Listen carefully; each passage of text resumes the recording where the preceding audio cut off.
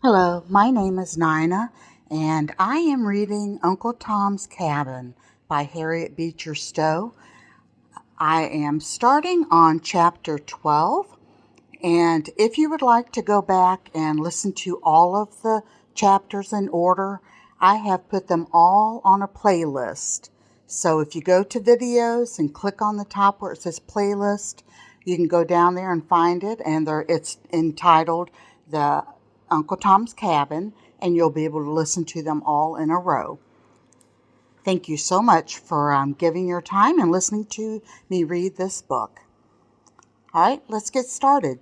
Chapter 12, Select Incident of Lawful Trade. In Ramah there was a voice heard, weeping and lamentation and great mourning, Rachel weeping for her children, and would not be comforted. Mr. Haley and Tom jogged onward in their wagon, each for a time absorbed in his own reflections. Now the two men sitting side by side are a curious thing. Seated on the same seat, having the same eyes, ears, hands, and organs of all sorts, and having passed before their eyes the same objects. It is wonderful what a variety we shall find in these same reflections. As, for example, Mr. Haley. He thought first of Tom's length and breadth and height, and what he could sell for, if he was kept fat and in good case till he got him into market. Thought of how he should make out his gang. He thought of the respective market value of certain supposititious men and women and children who were to compose it, and other kindred topics of the business. Then he thought of himself, and how humane he was, that whereas other men chained their niggers hand and foot both, he only put fetters on the feet, and left Tom the use of his hands, as long as he behaved well.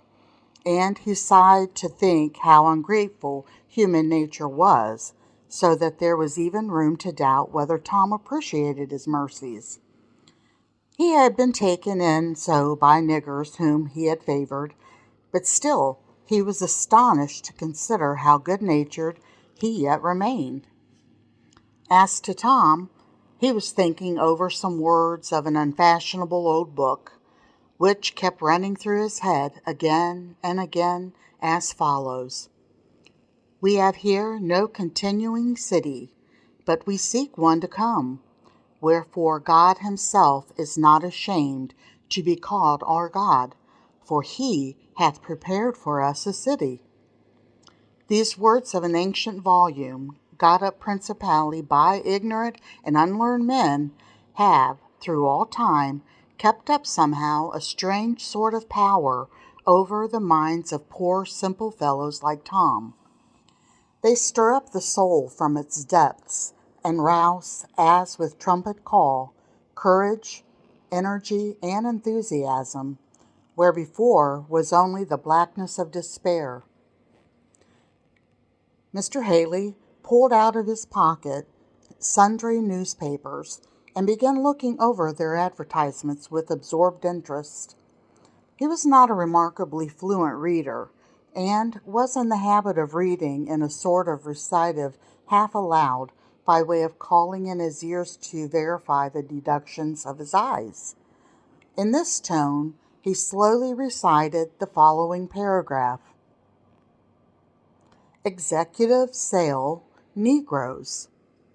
Agreeably to order of court, will be sold on Tuesday, February the 20th, before the courthouse door, in the town of Washington, Kentucky, the following Negroes: Hagar, aged 60; John, aged 30; Ben, aged 21; Saul, aged 25; Albert, aged 14. Sold for the benefit of the creditors and heirs of the estate of Jesse Bletchford, Esquire, by Samuel Morris and Thomas Flint." "This sure I must look at," he said to Tom, "for want of somebody else to talk to. You see, I'm going to get up a prime game to take down with you, Tom. It'll make it sociably and present-like. Pleasant. Good company will, you know. We must drive right to Washington first and foremost, and then I'll clap you into jail while I does the business. Tom received this agreeable intelligence quite meekly, simply wondering in his own heart how many of these doomed men had wives and children, and whether they could feel as he did without leaving them. It is to be confessed, too, that the naive offhand information that he was to thrown into jail by no means produced an agreeable impression of a poor fellow who had always prided himself on a strictly honest and upright course of life. Yes, Tom, we must confess it, was rather proud of his honesty. Poor fellow, not having very much else to be proud of. If he had belonged to some of the higher walks of society, he perhaps would never have been reduced to such straits. However, the day wore on, and the evening saw Haley and Tom comfortably accommodated in Washington, the one in a tavern, and the other in a jail. 11 o'clock the next day, a mixed throng was gathered around the courthouse steps, smoking, chewing, spitting, swearing, and conversing according to their respective taste and turns, waiting for the auction to commence. The men and women to be sold sat in a group apart, talking in a low tone to each other. The woman, who had been advertised by the name of Hagar, was a regular African in features and figure. She might have been 60, but was older than that by hard work and disease, was partially blind, and somewhat crippled with rheumatism. By her side stood her only remaining son, Albert, a bright-looking little fellow of 14 years. The boy was the only survivor of a large family, who had been successfully sold away from her to a Southern market. The mother held on to him with both her shaking hands, and eyed with intense trepidation anyone who walked up to examine him. "Don't be afraid, Aunt Hagar," said the oldest of the men. "I spoke to Master Thomas about it, and he thought he might manage to sell you and a lot both together." "They needn't call me worn out yet," she said, lifting her shaking hands. "I can cook yet, and scrub, and scour. I'm wuth a buyin', and I do come cheap. Tell 'em they're that. You tell 'em," she added earnestly. Haley here forced his way into the group, walking up to the old man, putting his mouth open and looked in, felt of his teeth, made him stand and straighten himself, bend his back, and perform various evolutions to show his muscles, and then passed on to the next, and put him through the same trial. Walking up last to the boy, he felt of his arms, straightened his hands, and looked at his fingers, and made him jump to show his agility. "He ain't given to be sold without me," said the old woman, with a passionate eagerness. "He and I goes in a lot together. I's rail strong yet, massa, and can do heaps o' work. Heaps on it, massa." "On plantation?" said Haley, with a contemptuous glance. "Likely story." And, as if satisfied with his examination, he walked out, and looked, and stood, with his hands in his pockets, his cigar in his mouth, and his hat cocked on one side, ready for action. "What think of 'em?" said a man who had been following Haley's examination, as if to make up his own mind from it. "Well," said Haley, spitting, "I shall put it, I think, for the youngest ones and the boy." "They want to sell the boy and the old woman together," said the man. "Find it a tight pull. Why, she's old rack of bones, not worth her salt." "You wouldn't, then?" said the man. "Anybody be a fool 'twould. She's half blind, crooked with rheumatism, and foolish to boot." "Some buys up these old critters and says there's a sight more wearing in 'em than anybody thinks," said the man reflectively. No go, tall, said Haley. Wouldn't take her for a present. Fact, I've seen now. Well, 'tis kind of pity now not to buy her with her son. Her heart seems so sot on him. Suppose they fling her and cheat. Them that's got money to spend that away. It'll all well enough. I shall bid off on that boy for plantation hand. Wouldn't be bothered with her. No way. Not if they give her to me, said Haley. She'll take on despite, said the man. Naturally she will, said the trader coolly. The conversation was here interrupted by a busy hum in the audience, and the auctioneer, a short, bustling, important fellow, elbowed his way into the crowd. The old woman drew in her breath and caught instinctively at her son. Keep close to your mammy, Albert, close. Then they'll put us together, she said. Oh, mammy, I'm feared they won't, said the boy. They must, child. I can't live no ways if they don't, said the old creature vehemently. The stentorian tones of the auctioneer, calling out to clear the way, now announced that the sale was about to commence. A place was cleared, and the bidding began. A different man on the list were soon knocked off at prices which showed a pretty brisk demand in the market. Two of them fell to Haley. Come now, young'un, said the auctioneer, giving the boy a touch with his hammer. Be up and show your springs now. Put us two together. Do, please, massa, said the old woman, holding fast to her boy. Be off, said the man, gruffy, pushing her hands away. You come last. Now, darky, spring. And with the word, he pushed the boy toward the block, while a deep, heavy groan rose behind him. The boy paused and looked back, but there was no time to stay, and dashing the tears from his large, bright eyes, he was up in a moment. His fine figure, alert limbs, and bright face raised an instant competition, and half a dozen bids simultaneously met the ear of the auctioneer. Anxious, half frightened, he looked from side to side as he heard the clatter of the contending bids. Now here, now there, said the hammer fell. Haley had got him. He was pushed from the block towards his new master, but stopped one moment and looked back when he saw his poor old mother, trembling in every limb, held out her shaking hands toward him. Buy me too, massa, for de Lord's sake, buy me. I shall die if you don't. You'll die if I do. That's the king of it, said Haley. No, he turned on his heel. The bidding for the poor old creature was summary. The man who had addressed Haley, and who seemed not destitute of compassion, bought her for a trifle, and the spectators began to disperse.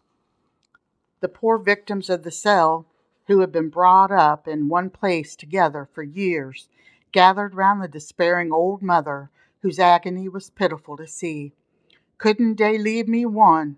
Mas'r allow said I should have one, he did, she repeated over and over in heartbreaking tones. Trust in the Lord, Aunt Hagar, said the oldest of the men, sorrowfully. What good will it do? She said, sobbing passionately. Mother, don't, said the boy. They say you've got a good master. I don't care. Oh, Albert, oh, my boy, you's my last baby. Lord, how can I? Come, take her off, can't some of ye, said Haley dryly. Don't do no good for her to go on that-a-way. The old men of the company, partly by persuasion and partly by force, loosed the poor creature's last despairing hold, and as they led her off to her new master's wagon, strove to comfort her. Now, said Haley, pushing his three purchases together, and producing a bundle of handcuffs, which he proceeded to put on their wrist. Then, fastening each handcuff to a long chain, he drove them before him to the jail. A few days saw Haley with his possessions safely deposited on one of the Ohio boats. It was the commencement of his gang, to be augmented as the boat moved on, by various other merchandise of the same kind, which he or his agent had stored for him in various points along shore.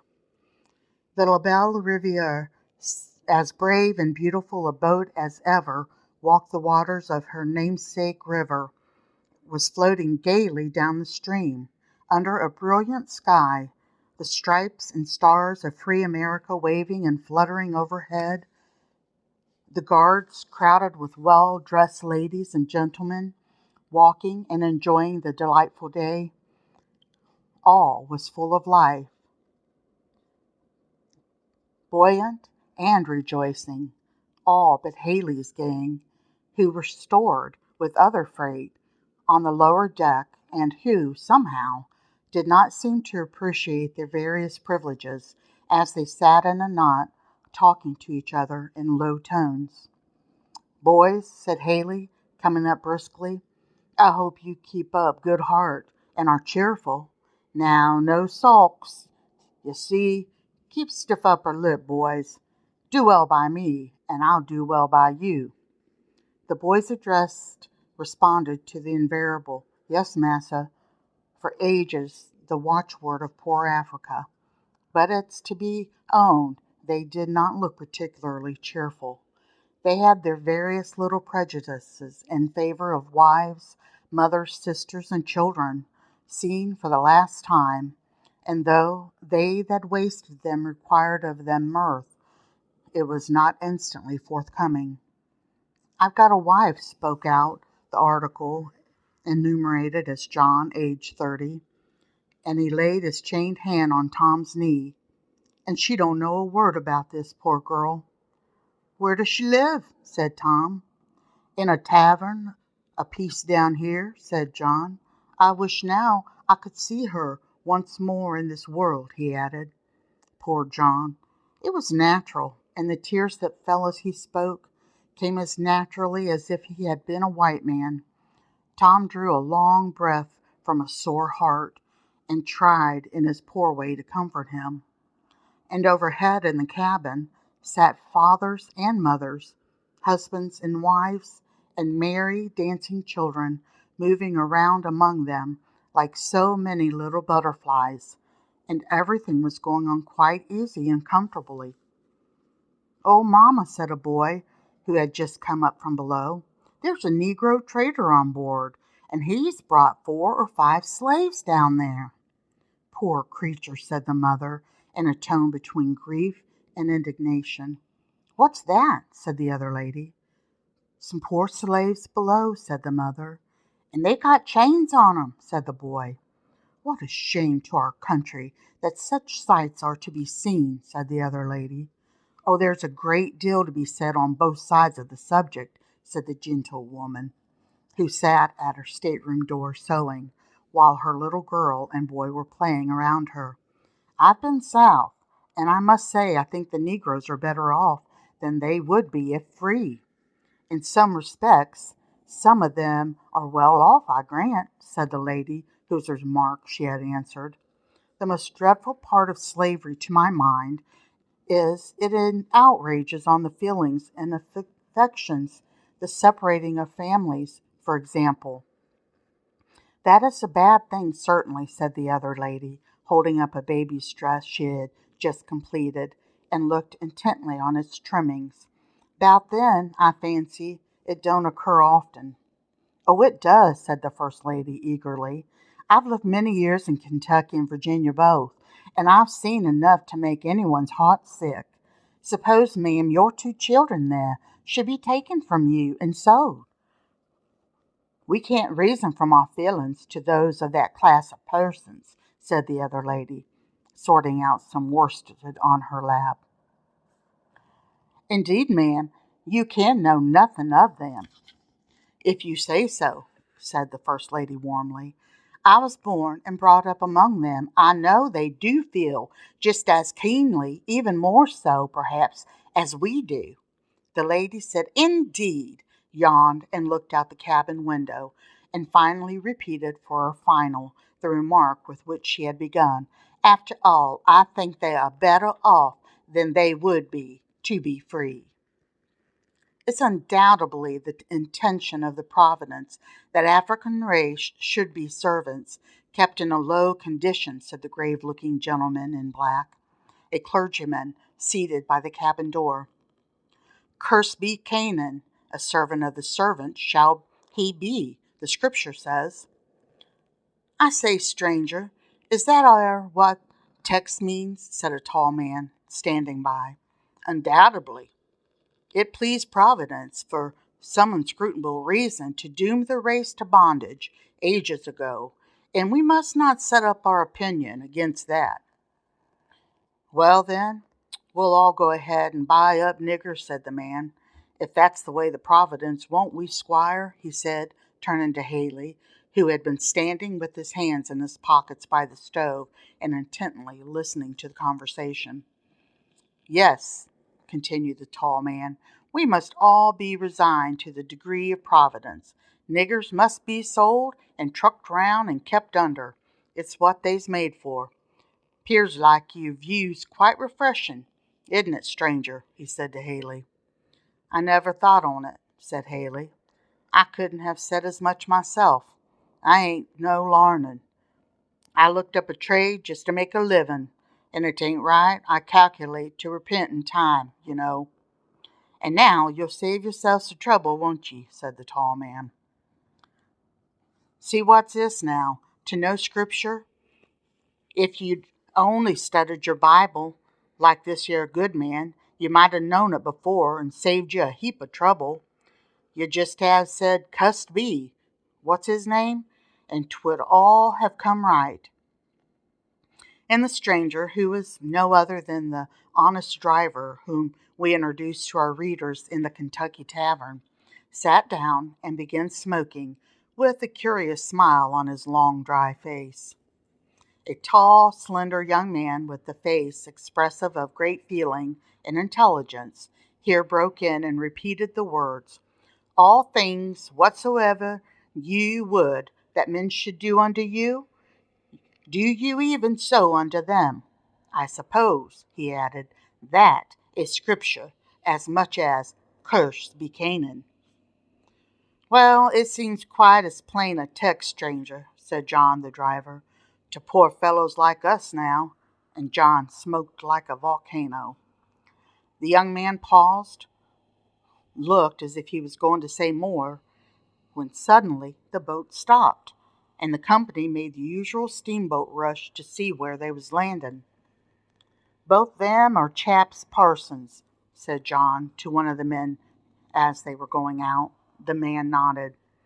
As the boat stopped, a black woman came running wildly up the plank, darted into the crowd, flew up to where the slave gang sat, threw her arms around the unfortunate piece of merchandise before enumerated John, aged 30, and with sobs and tears bemoaned him as her husband. But what needs tell the story, told too often, every day told, of heartstrings rent and broken, the weak broken and torn for the profit of convenience of the strong. It needs not to be told. Every day is telling it too, in the ear of one who is not deaf, though he be long silent. The young man who had spoken for the cause of humanity and God before stood with folded arms looking on this scene. He turned, and Haley was standing at his side. My friend, he said, speaking with thick utterance, how can you, how dare you, carry on a trade like this? Look at those poor creatures. Here I am, rejoicing in my heart that I am going home to my wife and child, and the same bell, which is a signal to carry me towards them, will part this poor man and his wife forever. Depends upon it, God will bring you into judgment for this. The trader turned away in silence. I say now, said the drover, touching his elbow, there's difference in parsons, ain't there? Cussed be Canaan don't seem to go down with this un, does it? Haley gave an uneasy growl. And that air ain't the worst on it, said John. Maybe it won't go down with the Lord neither. when you come to settle with him one of these days, as all on us must, I reckon." Haley walked reflectively to the other end of the boat. "If I make pretty handsomely on one or two next gangs," he thought, "I reckon I'll stop off this year. It's really getting dangerous." And he took out his pocketbook and began adding over the accounts, a process which many gentlemen besides Mr. Haley have found a specific for an uneasy conscience. The boat swept proudly away from the shore, and all went on merrily as before. Men talked and loafed and read and smoked. Women sewed and children played, and the boat passed on her way. One day, when she lay go for a while to a small town in Kentucky, Haley went up to a place on a little matter of business. Tom, whose fetters did not prevent his taking a moderate circuit, had drawn near the side of the boat and stood listlessly gazing over the railings. After a time he saw the trader returning with an alert step in company with a colored woman, bearing in her arms a young child. She was dressed quite respectably, and a colored man followed her, bringing along a small trunk. The woman came cheerfully onward, talking, as she came, with the man who bore her trunk, and so passed up the plank onto the boat. The bell rang, the steamer wheezed, the engine groaned and coughed, and away swept the boat down the river. The woman walked forward among the boxes and bales of the lower deck, and, sitting down, busied herself with chirping to her baby. Haley made a turn or two about the boat, and then, coming up, seated himself near her and began saying something to her in an indifferent undertone. Tom soon noticed a heavy cloud passing over the woman's brow, and then she answered rapidly and with great vehemence. "I don't believe it. I won't believe it," he heard her say. "You're just a foolin' me." "If you won't believe it, look here," said the man, drawing out a paper. "This yere's the bill of sale, and there's your master's name to it, and I paid down good solid cash for it, too. I can tell you so now." "I don't believe master would cheat me so. It can't be true," said the woman with increasing agitation. "You can ask any of these men here that can read writing. Here," he said, to a man that was passing by, "just read this yer, won't you? This yer gal won't believe me when I tell her what 'tis." "Why, it's a bill of sale, signed by John Fosdick," said the man, making over to you the girl Lucy and her child. "It's all straight enough, for aught I see." The woman's passionate exclamation collected a crowd around her, and the trader briefly explained to them the cause of the agitation. "He told me that I was going down to Louisville to hire out as cook to some tavern where my husband works. That's what master told me, his own self, and I can't believe he lied to me," said the woman. "But he has sold you, my pretty woman. There's no doubt about it," said the good-natured looking man who had been examining the papers. "He's done it, and ain't no mistake." "Then it's no account talking," said the woman, suddenly growing quiet, calm, and clasping her child tighter in her arms. She sat down on her box and turned her back round and gazed listlessly into the river. "Going to take it easy, after all," said the trader. "Gal's got grit, I see." The woman looked calm as the boat went on, and a beautiful soft summer breeze passed like a compassionate spirit over her head, the gentle breeze that never inquires whether the brow is dusky or fair that it fans. And she saw sunshine sparkling on the water and golden ripples, and heard gay voices full of ease and pleasure, talking around her everywhere, but her heart lay as if a great stone had fallen on it. Her baby raised himself up against her, and stroked her cheeks with his little hands, and, springing up and down, crowing and chatting, seemed determined to arouse her. She strained him suddenly and tightly in her arms, and slowly one tear after another fell on his wondering, unconscious face, and gradually she seemed, and little by little, to grow calmer and busied herself with tending and nursing him. The child, a boy of 10 months, was uncommonly large and strong for his age, and very vigorous in his limbs. Never for a moment still, he kept his mother constantly busy in holding him and guarding his springing activity. "That's a fine chap," said the man, suddenly stopping opposite to him, with his hands in his pocket. "How old is he?" 10 months and a half, said the mother. The man whistled to the boy and offered him part of a stick of candy, which he eagerly grabbed at, and very soon had it in a baby's general depository, to wit, his mouth. "Rum fellow," said the man. "Knows what's what," he said, whistled, and walked on. When he had got to the other side of the boat, he came across Haley, who was smoking on top of a pile of boxes. The stranger produced a match and lighted a cigar, saying, as he did so, "Decentish kind of wench you've got around there, stranger." "Why, I reckon she's tolerable fair," said Haley, blowing the smoke out of his mouth. "Taking her down south?" said the man. Haley nodded and smoked on. "Plantation hand?" said the man. "Well," said Haley, "I'm filling out an order for a plantation, and I think I shall put her in.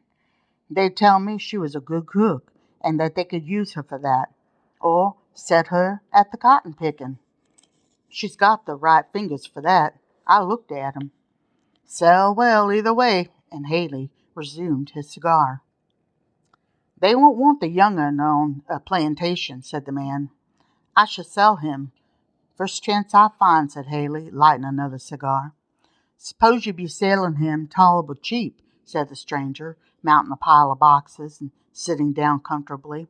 "Don't know about that," said Haley. "He's a pretty smart young un. Straight, fat, strong, flesh as hard as a brick." "Very true, but then there's all the bother and expense of raising." "Nonsense," said Haley. "They is raised as easy as any kind of critter there is a-going. They ain't a bit more trouble than pups. This yer chap will be running all round in a month." "I've got a good place for raising, and I thought of taking in a little more stock," said the man. "One cook lost a young un last week. He got drowned in a wash tub while she was hanging out clothes, and I reckon it would be well enough to see her raising this un." Haley and the stranger smoked a while in silence, and neither seemed willing to broach the test question of the interview. At last the man resumed. "You wouldn't think of wanting more than $10 for that chap, seeing you must get him off your hands anyhow." Haley shook his head and spat impressively. "That won't do, no ways," he said, and began a smoking again. "Well, stranger, what will you take?" "Well, now," said Haley, "I could raise that chap myself, or get him raised. He's uncommon likely and healthy. He'd fetch $100 6 months hence, and in a year or two he'd bring 200 if I had him in the right spot. So I shan't take a cent less nor 50 for him now." "Oh, stranger, that's ridiculous altogether," said the man. "Fact," said Haley, with a decisive nod of his head. "I'll give 30 for him," said the stranger, "but not a cent more." "Now, I'll tell you what I will do," said Haley, spitting again with renewed decision. "I'll split the difference, and say 45, and that's the most I will do." "Well, agreed," said the man without an interval. "Done," said Haley. "Where do you land?" "At Louisville," said the man. "Louisville," said Haley. "Very fair. We get there about dusk. Chap will be asleep, all fair. Get 'em off quietly and no screaming. Happens beautiful. I like to do everything quietly. I hates all kinds of agitation and fluster." And so, after a transfer of certain bills had passed from the man's pocketbook to the trader's, he resumed his cigar. It was a bright, tranquil evening when the boat stopped at the wharf in Louisville. The woman had been sitting with her baby in her arms, now wrapped in a heavy sleep. When she heard the name of the place called out, she hastily laid the child down in the little cradle formed by the hallow among the boxes, first carefully spreading under it her cloak, and then she sprang to the side of the boat in hopes that, among the various hotel waiters who thronged the wharf, she might see her husband. In this hope, she pressed forward to the front rails, and stretching far over them, strained her eyes intently on the moving heads of the shore, and the crowd pressed in toward her and the child. "Now's your time," said Haley, taking the sleepy child and handing him to the stranger. "Don't wake him up, and don't set him to crying now. It would make a devil of a fuss with the gal." The man took the bundle carefully and was soon lost in the crowd that went up the wharf. When the boat creaked and groaning and puffing, had loosened the wharf and began slow to restrain herself along, the woman returned to her old seat. The trader was sitting there. The child was gone. "Why? Where?" she began in bewildered surprise. "Lucy," said the trader, "your child's gone. You may as well know it first as last. You see, I knowed you couldn't take him down south, and I got a chance to sell him to a first-rate family that'll raise him better than you can." The trader had arrived at that stage of Christian and political perfection which had been recommended by some preachers and politicians of the North, lately, in which he had completely overcome every humane weakness and prejudice. His heart was exactly where yours, sir, and mine could have been brought, with proper effort and cultivation. The wild look of anguish and utter despair that the woman cast on him might have disturbed one less practiced, but he was used to it. He had seen that same look hundreds of times. You can get used to such things too, my friend, and it is the great object of recent efforts to make our whole northern community used to them, for the glory of the Union.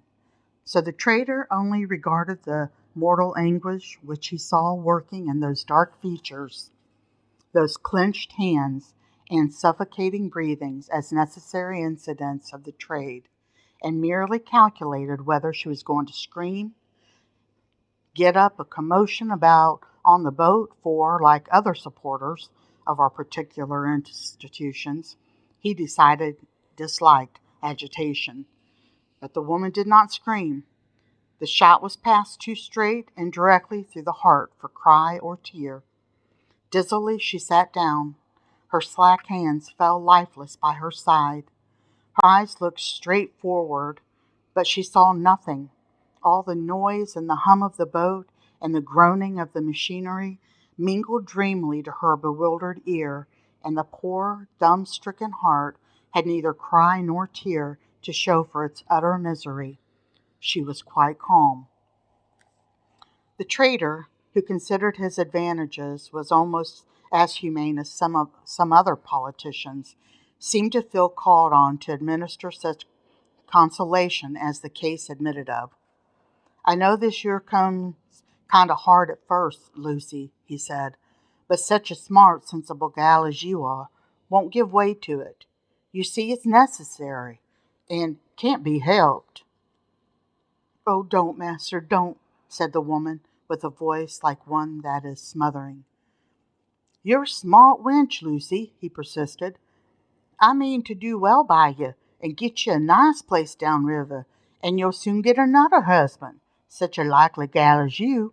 Oh, master, if you only won't talk to me now," said the woman in a voice of such quick and living anguish, and the trader felt that there was something at present in the case beyond his style of operation. He got up, and the woman turned away and buried her head in her cloak. The trader walked up and down for a time, and occasionally stopped and looked at her. "Takes it hard, rather," he said, "but quiet, though. Let her sweat a while. She'll come right by and by." Tom had watched the whole transaction from first to last, and had a perfect understanding of its results. To him, it looked like something utterly horrible and cruel, because, poor ignorant black soul, he had not learned to generalize and to take in large views. If he had only been instructed by certain ministers of Christianity, he might have thought better of it, and seen it at everyday incident as a lawful trade, a trade which, in the vital support of an institution, which some American divines tell us has no evils, but such are as inseparable from any other relations in social and domestic life. But Tom, as we see, being a poor, ignorant fellow, whose reading had been confined entirely to the New Testament, could not comfort and solace himself with views like these. His very soul bled within him for what seemed to him the wrongs of the poor suffering thing that lay like a crushed reed on the boxes, the feeling, living, bleeding, yet immortal thing, which American state law coolly classes with the bundles and bales and boxes among which he is lying. Tom drew near and tried to say something, but she only groaned. Honestly, and with tears running down his own cheeks, he spoke of a heart of love in the skies, of a pitying Jesus, and an eternal home, but the ear was deaf with anguish, and the palest heart also could not feel. Night came, night calm, unmoved and glorious, shining down with her innumerable, solemn angel eyes, twinkling, beautiful but silent. There was no speech, nor language, nor pitying voices or helping hands from that distant sky. One after another, the voices of business or pleasure died away. All on that boat were sleeping, and the ripples at the prow were plainly heard. Tom stretched himself out on a box, and there as he lay, he heard, ever and anon, a smothered sob or cry from the prostrate creature. "Oh, what shall I do? Oh, good Lord, do help me." And so, ever and anon, until the murmur died away in silence. At midnight, Tom waked with a sudden start. Something black passed quickly by him to the side of the boat, and he heard a splash in the water. No one else saw or heard anything.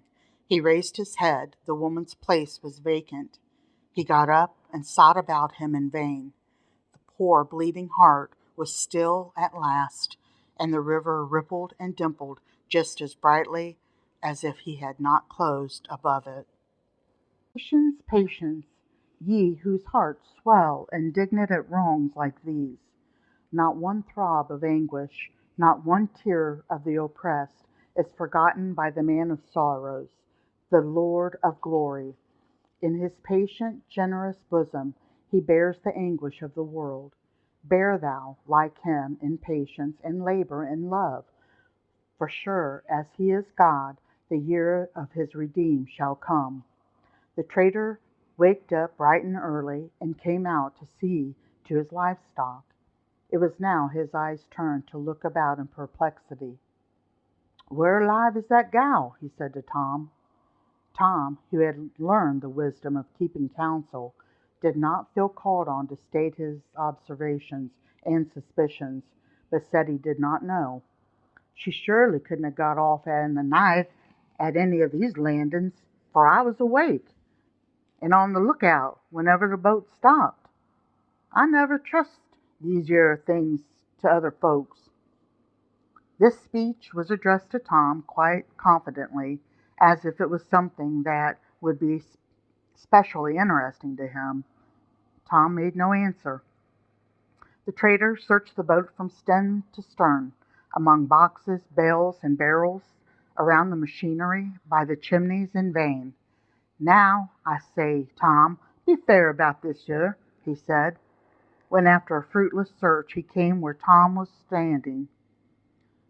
"You know something about it now." "Don't tell me I know you do.